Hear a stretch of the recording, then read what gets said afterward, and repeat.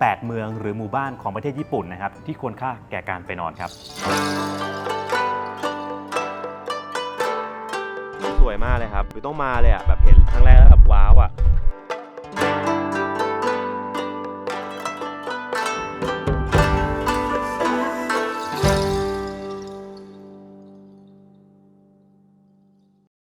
สวัสดีครับทุกคนนะฮะและตอนนี้ครับ Go and Go วันนี้เป็นตอนพิเศษนิดนึงนะเพราะว่าเราจะมาให้ทุกคนได้รู้จักกับ 8 เมืองหรือหมู่บ้านของประเทศญี่ปุ่นนะครับที่ควรค่าแก่การไปนอนค้างสักครั้งหนึ่งซึ่งจริงๆต้องบอกว่าญี่ปุ่นเนี่ยมันมีที่เที่ยวเยอะแล้วบางที่เนี่ยบางคนก็ไปเที่ยวเฉยๆใช่ไหมแล้วก็ไปนอนที่อื่นแต่จริงๆเนี่ยมันมีหลายเมืองครับที่ผมบอกเลยว่าการไปนอนไม่เหมือนการไปเที่ยวเฉยๆคือการไปนอนค้างสักครั้งหนึ่งเนี่ยมันจะให้ประสบการณ์ที่พิเศษและแปลกใหม่มากๆนะฮะเพราะนั้นเราเลยคัดมาทั้งหมด8เมืองด้วยกันที่เราเคยไปมาแล้วครับแล้วเราก็อยากให้ทุกคนเนี่ยนะครับได้รู้จักนะว่าแต่ละที่มันดียังไงและแน่นอนครับเพื่อให้เข้ากับคอนเซปต์ญี่ปุ่นนะครับตอนนี้เราก็เลยมาถ่ายอยู่ที่ปันปุริเวลเนสนะครับผมอยู่ที่ตึกเกสรทาวเวอร์นะครับอยู่แถวย่านราชประสงค์นะเวลามานี่คือง่ายมาก BTS ชิดลมคือสกายวอล์กได้เลยใช่แล้วก็เดินมาแล้วก็ขึ้นมาเลยครับคือต้องบอกว่าที่เนี่ยมันค่อนข้างพิเศษนิดนึงเพราะว่ามันอยู่ใจกลางเมืองครับแล้วก็มันเป็นศูนย์รวมของเรื่องของสุขภาพนะฮะที่เราจะได้ผ่อนคลายกันแล้วก็แบบเป็นการดูแลสุขภาพแบบครบวงจร360องศาเลยแล้วก็ที่นี่เนี่ยที่มันเกี่ยวญี่ปุ่นเพราะว่าเขามีออนเซ็นแบบญี่ปุ่นแบบแท้ๆเลยคือเป็นน้ำแร่ที่นำเข้ามาเลยเดี๋ยวจะเป็นยังไงเดี๋ยวจะมาเล่าให้ฟังอีกทีนึงก็จริงๆทุกโปรแกรมของนี่นะทุกคนเขาก็แบบมีความตอบโจทย์คนเมืองแบบเรามากทำให้เราสุขภาพแบบดีขึ้นเนาะแล้วก็ทำให้ชีวิตเรามันบาลานซ์มากขึ้นทำให้คุณภาพชีวิตเรามันดีขึ้นด้วยนั่นแหละฮะซึ่งเดี๋ยวจะไปดูกันครับว่าที่จะมีบริการอะไรบ้างซึ่งมันมีหลายอย่างแหละแต่แน่ๆออนเซ็นต้องมีก็เพราะฉะนั้นเดี๋ยวตอนนี้ครับผมจะพาทุกคนไปพบกับเมืองที่1 2 3ของญี่ปุ่นที่ควรค่าแก่การไปนอนครับ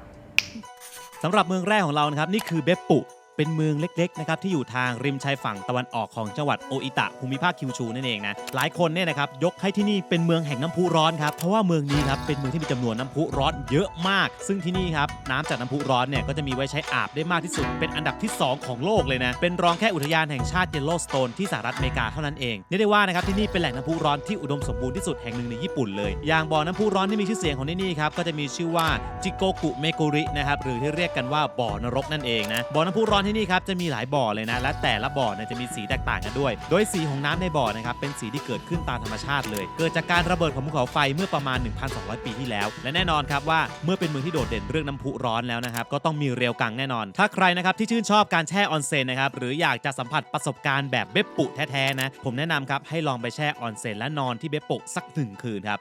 บและเมืองที่2นะครับที่เราแนะนำนะครับว่าควรมานอนสักครั้งหนึ่งนะครับที่นี่มีชื่อว่ากินซังออนเซ็นนะตั้งอยู่บนภูเขาในเมืองโอบานาซาวะจังหวัดยามากาตะนั่นเองเป็นหมู่บ้านออนเซ็นโบราณนะครับที่มีอายุมากกว่า400ปีโดยเริ่มต้นขึ้นในยุคสมัยเอโดะเลยซึ่งคำว่ากินซังออนเซ็นเนี่ยมีความหมายว่าบ่อน้ำพุร้อนเหมืองเงินที่ชื่อเรียกแบบนี้นะครับเพราะว่าในอดีตเนี่ยที่นี่เคยเป็นเหมืองแร่เงินมาก่อนและหลังจากที่เหมืองปิดตัวไปครับที่นี่ก็เปลี่ยนมาเป็นสถานที่ท่องเที่ยวแทนภายในหมู่บ้านเนี่ยนะครับจะมีบ่อออนเซ็นทั้งแบบสาธารณะและแบบส่วนตัวครับทั้งอินดอร์เอาท์ดอร์นะครับหรือตามทางเดินในหมู่บ้านครับยังมีบ่อสำหรับแช่เท้าด้วยครับซึ่งผมเนี่ยเคยไปแช่มาแล้วบอกเลยว่าฟินมากนอกจากนี้ครับยังมีที่พักแบบเรียวกังอยู่ในหมู่บ้านด้วยซึ่งเรียวกังส่วนใหญ่ครับจะสร้างขึ้นตั้งแต่นู่นเลยครับในช่วงยุคไทโชจนถึงช่วงต้นยุคโชวะเลยล่ะจริงๆต้องบอกนะครับว่าเรียวกังที่นี่จองค่อนข้างยากนะฮะถ้าใครมีโอกาสครับอยากให้จองล่วงหน้าและลองไปนอนแล้วแช่ออนเซ็นสักครั้งหนึ่งครับต้องบอกว่าแช่เท้าแล้วจะสุขภาพดีนะฮะ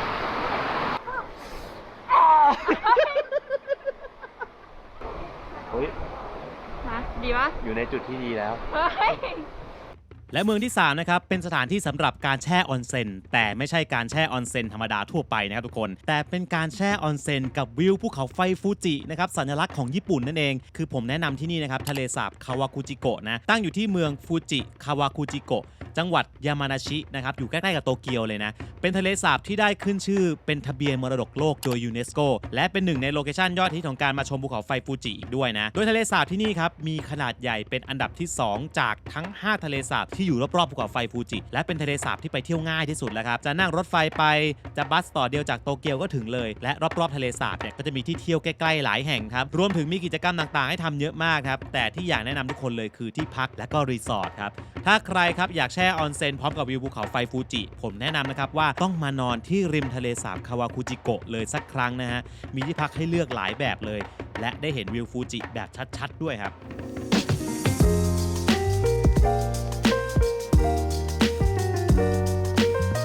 โอเคครับแล้วจาก3โลเคชันที่ผมเล่าไปเมื่อกี้ครับก็ถือว่าเป็น destination สำหรับการแช่ออนเซ็นหมดเลยใช่ไหมซึ่งอย่างที่ผมบอกไปนะครับว่าที่พันธุริเวลเนสเนี่ยนะครับเขาก็จะมีออนเซ็นให้แช่เขาเรียกว่าแบบครบวงจรเลยนะมีทั้งเป็นแบบว่าห้องสวีทที่เขาเป็นแบบส่วนตัวถ้าเกิดว่าใครแบบอยากมาแช่ส่วนตัวหรือว่าจะเป็นออนเซ็นแบบพับบิกนะฮะก็มีเหมือนกันนะมีการแยกชายหญิงซึ่งออนเซ็นที่นี่นะครับเขาจะมีเป็นบ่อแบบ Infinity Pool ด้วยนะครับซึ่งมีถึง5บ่อด้วยกันและแต่ละบ่อเนี่ยก็จะไม่เหมือนกันอีกว้าวเราจะมีเบอร์ของตัวเองนะฮะเนี่ยทุกคนเวลามาแช่ออนเซ็นนะคะผู้หญิงเขาก็จะมีความแบบเขินๆนิดนึงใช่ไหมเวลาแบบไปญี่ปุ่นอะไรเงี้ยก็คือจะต้องแบบเปลือยหมดแต่ว่าที่นี่นะคะเขามีนี่ให้ทุกคนอันเนี้ยเป็นชุด disposable underwear bar นะคะก็คือว่าเขาจะมีให้ใส่ทั้งบนและล่างเลยก็คือใครที่เขินๆอะไรเงี้ยก็คือไม่ต้องเขินนะจ๊ะก็นี่ทุกคนทางเนี้ยเขามีนี่เลย amenity ต่างๆนะคะคือไม่ต้องเตรียมมาเองเลยทุกคนเหมือนโรงแรมชั้นนำเลยแล้วก็ที่นี่นะคะทุกคนในส่วนของน้ำเนี่ยถ้าใครกังวลเรื่องความสะอาดนะคะคือเราก็เป็นหนึ่งในคนที่กังวลเรื่องความสะอาดมากก็เขาจะมีตรวจสุขภาพน้ำทุกชั่วโมงเลยทุกคนแล้วเขาก็จะมีการส่งแลบไปเช็คความสะอาดของน้ำทีนึงด้วยและตอนนี้ครับเราอยู่ในห้องเขาเรียกว่าเป็น Public Bath นะครับเป็นออนเซ็นแบบรวมนะห้องผู้ชายคือต้องบอกกันนะว่าน้ำแร่ออนเซ็นนี่เนี่ยเขานำเข้ามาจากประเทศญี่ปุ่นเลยนะฮะซึ่งต้องบอกว่าในแต่ละฤดูกาลเนี่ยนะฮะก็จะมีการสลับปรับเปลี่ยนน้ำแร่จากเมืองต่างๆไปด้วยอย่างตอนนี้ครับบ่อที่ผมแช่อยู่เนี่ยเขาคือคุซัตสึซึ่งคุซัตสึเนี่ยเป็นบ่อน้ำแร่ซิกเนเจอร์ของที่นี่อยู่แล้วคือมีทั้งปีแต่อีกฝั่งหนึ่งนี่ครับเป็นเบปปุครับเมืองที่เราเพิ่งเล่าให้ฟังไปเมื่อกี้ซึ่งเขาก็เอาน้ำแร่เนี่ยครับจากเบปปุเนี่ยมาไว้ที่นี่ด้วยนะฮะหลายคนจะสงสัยว่าอ้าวแล้วเขาเอาน้ำแร่แบบญี่ปุ่นเนี่ยเข้ามายังไงใช่ไหมคือต้องบอกว่าน้ำแร่ญี่ปุ่นเนี่ยนะครับพวกออนเซ็นต่างๆเนี่ยจริงๆมันสามารถนำไปสกัดเป็นผงได้ครับซึ่งโรงแรมต่างๆในญี่ปุ่นหลายๆที่เนี่ยที่เขาไม่ได้อยู่ติดกับแหล่งจริงเนี่ยเขาก็ใช้วิธีนี้ครับแล้วก็ที่สำคัญนะต้องบอกว่าการแช่ออนเซ็นเนี่ยมันไม่ได้แค่ทำให้เรารู้สึกแบบสบายเท่านั้นนะแต่มันยังมีประโยชน์อีกหลายอย่างมากนะครับอย่างช่วยเนี่ยนะเรื่องลดการอักเสบของผิวหนังแล้วก็พวกเรื่องของไขข้อผ่อนคลายความเมื่อยตึงของกล้ามเนื้อครับหรือลดอาการออฟฟิศซินโดรมครับซึ่งเป็นโรคยอดฮิตของคนที่ทำงานอยู่ในเมืองกรุงเพราะว่าแบบเราต้องนั่งหน้าคอมนานๆอย่างเงี้ยแล้วก็ยังก็ช่วยกระตุ้นนะครับให้เลือดของเราเนี่ยครับไหลเวียนดีขึ้นด้วยนะแล้วใครที่นอนไม่หลับนะครับอันนี้ผมเลยคอมเมนต์เลยนะโอ้โหแล้ว Infinity Pool ทุกคนมองไปเห็นวิวตึกวิวเมืองกรุงเทพมหานครของเราโคตรดีแช่แบบเขาเรียกว่า Public Bath เสร็จเรียบร้อยเดี๋ยวจริงๆอันเนี้ยคือจะพามาดูเป็นแบบ private onsen เพราะว่าที่เนี่ยเวลาคนที่จองมาแบบไม่มีแบบเขาเรียกว่าอะไรนะต้องการความเป็นส่วนตัวมันจะมีเตียงสำหรับแบบนวดทำสปานู่นนั่นนี่ใช่ไหมแล้วก็บ่อ private ดูดีมากเห็นวิวเหมือนกันแต่ว่าแบบถ้าความรู้สึกส่วนตัวนะผมชอบ Public มากกว่าผมชอบบ่อใหญ่สบายแต่อันนี้ก็จะได้ความเป็นส่วนตัวแล้วก็ข้างในเนี่ยก็จะมีแบบทุกอย่างคือแช่เสร็จปุ๊บก็ขึ้นไปนวดต่ออะไรเงี้ยทีเดียวเลยแต่เดี๋ยวเราจะพาไปดูนะครับอีก3เมืองหรือว่าหมู่บ้านของญี่ปุ่นกันว่าแบบมีหมู่บ้านอะไรบ้างที่ควรค่าแก่การไปนอนสักครั้งหนึ่งฮะไปดูและสำหรับที่ต่อมาครับที่อยากแนะนำให้ทุกคนครับลองมานอนสักครั้งหนึ่งนะครับแต่บอกไว้ก่อนว่าอาจจะจองยากสักนิดหนึ่งนะคือที่นี่นั่นเองครับหมู่บ้านชิราคาวะโกะซึ่งตั้งอยู่บนหุบเขาจังหวัดกิฟูนะเป็นหมู่บ้านเก่าแก่ที่มีอายุมานานกว่า200ปีและยังเป็นหมู่บ้านที่ได้รับการขึ้นทะเบียนเป็นมรดกโลกของยูเนสโกตั้งแต่ปี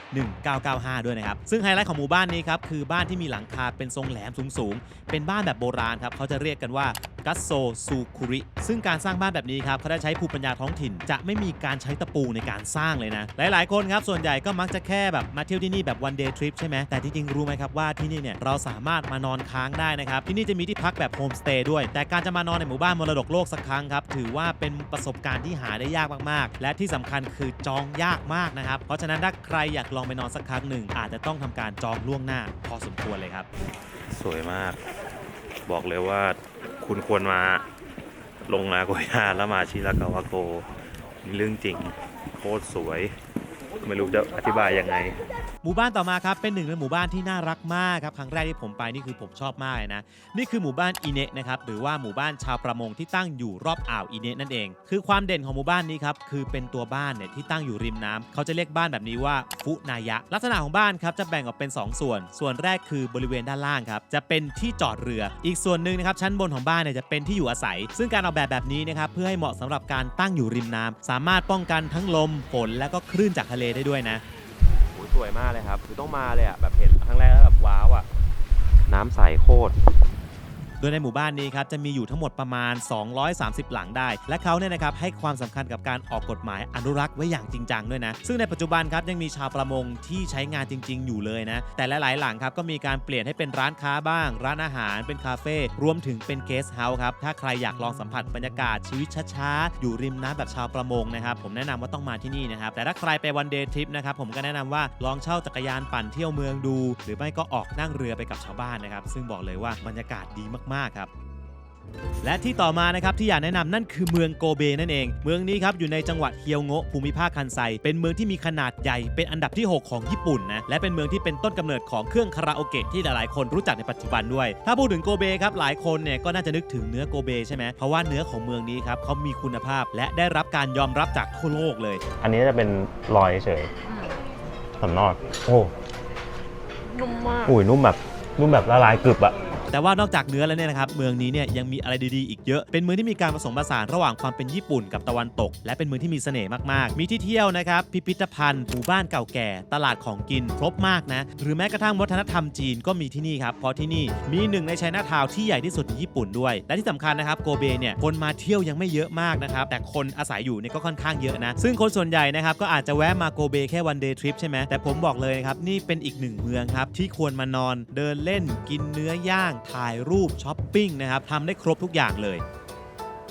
โอเคครับเมื่อกี้เราจบด้วยโกเบยังจำรสชาติได้ไหม ตราตรึงใจ ตราตรึงมากอร่อยมากเมื่อพูดถึงอาหารทุกคนจะเริ่มหิวนะครับซึ่งต้องบอกเลยนะครับว่าถ้าพูดถึงอาหารแล้วเนี่ยนะฮะที่พันธุริเวลเนสของเราเนี่ยนะครับเขาไม่ได้มีแค่ออนเซ็นนั่นแหละนะทุกคนแต่ว่าเขายังมีอาหารแล้วก็เครื่องดื่มนะครับที่เป็นแบบออร์แกนิกด้วยซึ่งอาหารออร์แกนิกเนี่ยก็คือดีต่อสุขภาพมีประโยชน์แล้วก็รสชาติดีด้วยซึ่งเป็นของโปรดคุณ ไอเลิฟมาก ซึ่งอันนี้ก็มาเรียบร้อยแล้วนะมี อันแร วั ก นี้ เป็นอะไร เรามี คะ ปลาแซลมอนซันคิสครับ ซอสมีซอสด้วยนี่ ซอสส้มนะฮะซอสส้มแล้วก็นี่ก็เป็นกรีนทีมัทฉะแล้วก็อันนี้ทำน่ารักมาก พี่เขาบอกว่าเป็นเซมเบ้นะคะ ใช่ ข้างในเป็นโฮจิชะ แซลมอนก็คือเป็นหนึ่งในปลาที่มีประโยชน์มากๆ ชอบ นะครับ กินแซลมอนมาก ใช่อืม ซอสส้มดีมากเลยปะ อร่อยอ่ะโอเคครับนอกจากเรื่องของอาหารนะที่เราเห็นทั้งหมดเนี่ยครับที่นี่เขาก็ยังมีอย่างอื่นด้วย เขาก็จะมีพวกสปาทรีทเมนต์นะคะแล้วก็มีบริการขัดเซลล์ผิว อือฮึ แบบดั้งเดิมด้วย เป็นแบบ ญี่ปุ่น ญี่ปุ่น ดั้งเดิม อืม ใช่แล้วก็เขาจะช่วยเรื่องพวกแบบว่าเซลล์ผิวต่างๆนะคะแล้วเขาก็จะมีพวกแบบบริการซาวน่าจากเกลือหิมาลัย ก็คือจริงๆแล้วเนี่ยไอ้พวกเกลือฮิมาลัยเนี่ยครับเวลาเราไปแบบในซาวน่าอย่างเงี้ยมันจะช่วยเรื่องระบบการหายใจทำให้รู้สึกว่าหายใจคล่องขึ้นอะไรเงี้ยคือเราสามารถแช่ออนเซ็นเสร็จใช่ไหมแล้วก็สามารถใช้บริการอื่นๆต่อได้เลยนะแล้วข้อดีของเขาเลยอย่างที่เรารู้ตอนแรกครับคือมันอยู่ใจกลางเมืองพอเราแบบว่าบางทีแบบวันนี้เหนื่อยล้าจากการทำงานตอนพักมีเวลา ออฟ ว่า ฟิ ง ศซิน อะไร โดรม เงี้ย ใดๆก็ คือเสาร์อาทิตย์ก็นั่ง อืม รถไฟฟ้า BTS มาลงแล้วก็เข้ามาตรงนี้ได้เลยนะฮะนี่แค่เป็นส่วนหนึ่งเท่านั้นครับและเราจะพาไปต่อกันอีก 2 เมืองสุดท้ายนะครับที่ควรค่าแก่การไปนอนสักครั้งในประเทศญี่ปุ่นไปชมครับ มาต่อที่เมืองนี้ครับนี่คือเมืองที่หลายๆคนเนี่ยอาจจะรู้จักกันอยู่แล้วครับนี่คือนิโกะนั่นเองเป็นเมืองเล็กๆนะครับที่ตั้งอยู่ในจังหวัดโทชิกิเมืองนี้เนี่ยนะครับหลายๆคนเนี่ยต่างยกให้เป็นเมืองมรดกโลกของญี่ปุ่นมีความสำคัญทั้งในด้านประวัติศาสตร์นะครับด้านศิลปะวัฒนธรรมมานานนับพันปีแล้วนะซึ่งในปี 1999เนี่ยนะครับทางยูเนสโกเนี่ยก็ได้ขึ้นทะเบียนให้วัดและศาลเจ้าของนิโกะเนี่ยได้กลายเป็นมรดกโลกด้วยรวมถึงธรรมชาติของที่นี่ครับยังอุดมสมบูรณ์มากๆและสวยงามมากๆมีอุทยานแห่งชาติเป็นอุทยานแห่งชาติที่เก่าแก่ที่สุดแห่งหนึ่งในญี่ปุ่นมีภูเขาไฟทะเลสาบและมีออนเซ็นธรรมชาติและที่สำคัญครับที่นี่มีสะพานที่เป็นหนึ่งในสะพานที่สวยที่สุดในญี่ปุ่นด้วยนะครับถ้าใครนะครับอยากมาเที่ยวที่นี่ผมแนะนำให้ลองนอนสัก1 คืนครับเพื่อสัมผัสบรรยากาศแห่งมรดกโลกนั่นเอง และมาถึงที่สุดท้ายนะครับที่อยากแนะนำทุกคนให้ไปลองนอนสักครั้งหนึ่งนะที่นี่ไม่เหมือนที่อื่นแน่นอนนะครับในฤดูหนาวครับอยากให้มานี่คือนิเซโกะอยู่บริเวณทางชายฝั่งตะวันตกเฉียงใต้ของฮอกไกโดนะเป็นสวรรค์สำหรับใครที่ชอบสกีแล้วก็สโนว์บอร์ดนะครับที่สำคัญครับที่นี่ยังมีลานสกีกลางคืนที่ใหญ่ที่สุดในญี่ปุ่นด้วยและความพิเศษของที่นี่ครับไม่เหมือนที่อื่นเลยก็คือหิมะนั่นเองหิมะที่นี่เรียกได้ว่าละเอียดจนเหมือนกับผงแป้งเขาเลยเรียกหิมะที่นี่ว่าจาพาวนะครับซึ่งย่อมาจาก Japan Powder นั่นเองและช่วงเวลาที่เหมาะสำหรับการมาเล่นสกีที่สุดก็คือช่วงมกราถึงกุมภาพันธ์นะเพราะฉะนั้นถ้าใครกำลังมองหาที่เล่นสกีดีๆสักที่อยู่นะครับแนะนำให้ลองมานอนเมืองนี้ครับมีสกีรีสอร์ทให้เลือกเยอะมากและบางแห่งเนี่ยก็มีออนเซ็นให้แช่ด้วยนะครับแต่ถ้าใครนะครับไม่ได้โปรดปรานกีฬาสกีจริงๆผมว่าเมืองนี้ก็เป็นอีกหนึ่งเมืองนะที่มาเที่ยวได้มานอนค้างได้มาดูเขาเล่นสกีทำกิจกรรมที่เกี่ยวกับหิมะก็ได้นะครับแล้วก็ถ่ายรูปสวยด้วย และทั้งหมดนี้ครับนี่คือ 8 เมืองหรือหมู่บ้านนะครับในประเทศญี่ปุ่นที่เราแบบว่า recommend ให้ทุกคน ลองไปนอนสักครั้งหนึ่งนะซึ่งจริงๆต้องบอกว่าเกือบทั้งหมดนั้นนะเราก็ไปนอนมาแล้วนะครับซึ่ง8เมืองนี้ต้องบอกว่ามันก็มีหมดนะฮะตั้งแต่แบบว่าเป็นเมืองที่ออนเซ็น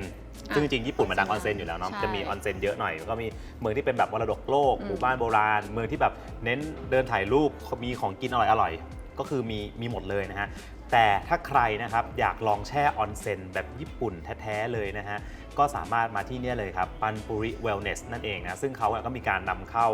น้ำแร่จากญี่ปุ่นเลยไม่ต้องบินไปไกลถึงญี่ปุ่นนะครับซึ่งทุกคนรู้อยู่แล้วนะครับว่าเราไม่สามารถบินไปญี่ปุ่นได้ทุกเดือนครับแต่เรามาปันปุริเวลเนสได้ทุกเดือนครับทุกคนคือดีตรงนี้ใช่สามารถมาแช่ได้เลยแล้วก็อย่างที่รู้กันนะครับว่าการได้แช่ออนเซ็นแบบญี่ปุ่นเนี่ยมันฟีลกู๊ดขนาดไหนคือถ้าคุณได้แช่ครั้งหนึ่งนะผมพูดตามตรงนะพวกคุณจะติดเหมือนผมเนี่ยติดมากนะครับแล้วบางทีเราไม่ได้ไปญี่ปุ่นตลอดใช่ไหมใช่เราก็ต้องหาสถานที่ที่มันได้แช่แบบออนเซ็นแท้ๆแบบญี่ปุ่นนี่แหละในกรุงเทพซึ่งมันอยู่ที่นี่ครับที่ไหนนะก็คือตรงนี้นะคะจะเป็นอาคารเกสรทาวเวอร์นะคะชั้น 12 นะทุกคนโซนเกสร Urban Retreat นะคะก็เปิดตั้งแต่ 10 โมงถึง 4 ทุ่มเลยใช่สบายมากเพราะว่าจริงๆ 4 ทุ่มเนี่ยต้องบอกว่าก็สำหรับคนที่แบบบางทีเลิกงานทุ่มหนึ่งเนี่ยก็ยังสามารถมาแช่ได้ผ่อนคลายแล้วก็ก่อนนอนอ่ะตื่นเช้าก็คือ fresh ใช่หรือว่าบางคนก็นะครับโดดงานมาก็ได้เหมือนกันนะครับซึ่งและใครสนใจครับก็มาลองใช้บริการดูได้นะซึ่งอาจจะได้เจอผมแล้วผมน่าจะได้มาบ่อยๆนะฮะช่วงนี้นะแล้วก็ถ้าใครชอบวิดีโอนี้นะครับอย่าลืมกดไลค์กดแชร์กด Subscribe ให้กับเราด้วยนะครับจะได้มีกำลังใจทำต่อไปหรือถ้าใครอยากให้เราแนะนำหมวดอื่นๆลองคอมเมนต์มาบอกกันได้นะโอเคไปแล้วครับอย่าลืมกดกระดิ่งแจ้งเตือนด้วยนะคะทุกคนบ๊ายบาย